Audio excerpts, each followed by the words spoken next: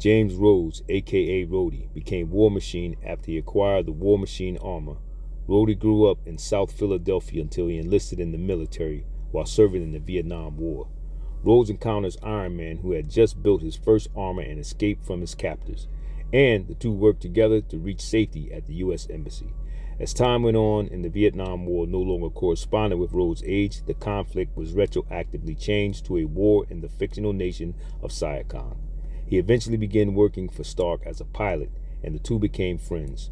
When Stark's alcoholism prevents him from fighting the supervillain in Magma, Rhodes takes the Iron Man armor and continues the fight. Stark's alcoholism grows worse, and Rhodes takes the armor to become Iron Man. As Iron Man, he resigns from the Avengers and destroys the other Iron Man armors to keep them from being taken by Obadiah Stane.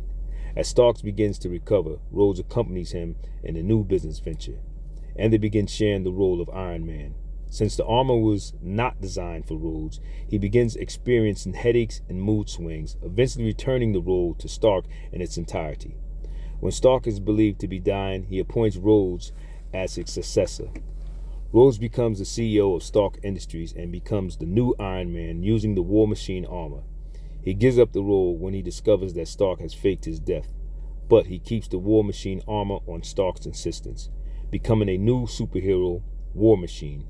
Rhodes briefly joins the West Coast Avengers and then becomes a solo superhero after the team is disbanded. When human rights activist Vincent Cetewayo is kidnapped by his corrupt government in Africa, War Machine partners with Deathlok to stage an extralegal intervention and topple the government. Despite the protests from S.H.I.E.L.D. and the Avengers, in response, Stark disables the War Machine armor until he needs Rhodes' assistance to defeat the Mandarin. Rhodes retires from the superhero work, and he briefly runs a salvage business until he finds himself investigating the death of his sister.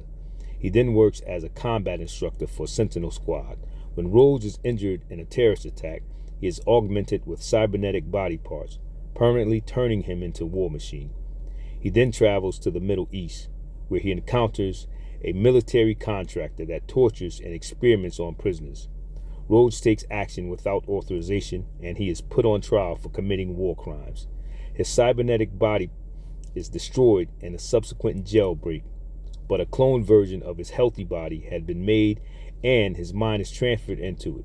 Rhodes later takes on a new title, Iron Patriot. In this new role, he goes to New Orleans, where he assesses the environmental risk posed against the city.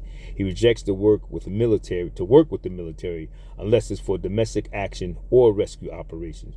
Rhodes is killed in a fight against Thanos. Crazy.